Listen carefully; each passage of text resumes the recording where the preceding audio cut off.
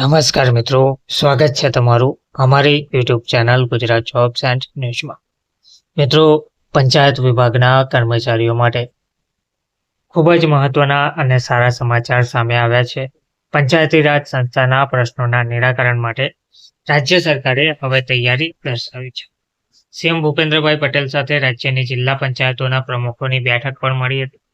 રાજ્યની જિલ્લા પંચાયતોના પ્રમુખો સાથે સીએમ ભૂપેન્દ્રભાઈ પટેલની બેઠક યોજાઈ હતી, જેમાં પંચાયતી રાજ સંસ્થાના પ્રશ્નોના નિરાકરણ માટે મુખ્યમંત્રીએ ખાતરી આપી હતી. તેમજ ગુજરાત પ્રદેશ પંચાયત પરિષદની યાદીમાં જણાવાયું છે કે પંચાયતી રાજ સંસ્થાના પ્રશ્નોના નિકાલ માટે હાલમાં ગુજરાત પ્રદેશ પંચાયત પરિષદના અધ્યક્ષ પરેરા દેસાઈ નવસારીની આગેવાની હેઠળ મુલાકાત કરવામાં આવી હતી. તેમાં જિલ્લા પંચાયતના પ્રમુખોને ધારાસભ્ય સાંસદની માફક વિવેકાધીન ગ્રાન્ટ આપવા બાબતે કરવામાં આવેલી રજૂઆત સંદર્ભે મુખ્યમંત્રીએ હકારાત્મક વલણ રાખી ટૂંક સમયમાં આ અંગે વિધિવત જાહેરાત કરવામાં આવશે તેવી ખાતરી આપી હતી. તેમજ આ ઉપરાંત પંચાયતના વહીવટમાં અને વિકાસની પરિભાષામાં પ્રક્રિયામાં ચૂંટાયેલી પાંખ અને વહીવટી પાંખ વચ્ચે સંકલન જળવાઈ રહે તે માટે એક કેબિનેટ કક્ષાની કમિટી જિલ્લા કક્ષાએ બનાવવા માટે પણ રજૂઆત કરવામાં આવી હતી.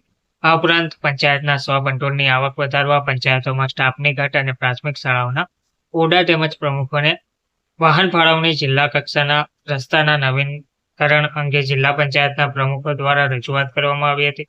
તમામ બાબત પરત્વે રાજ્ય સરકારનું હકારાત્મક વલણ છે અને તબક્કાવાર તમામ પ્રશ્નોનું નિરાકરણ આવશે તેમ મુખ્યમંત્રીએ જણાવ્યું હોવાનું ગુજરાત પ્રદેશ પંચાયત પરિષદે અખબારી યાદીમાં જણાવ્યું હતું. ધન્યવાદ.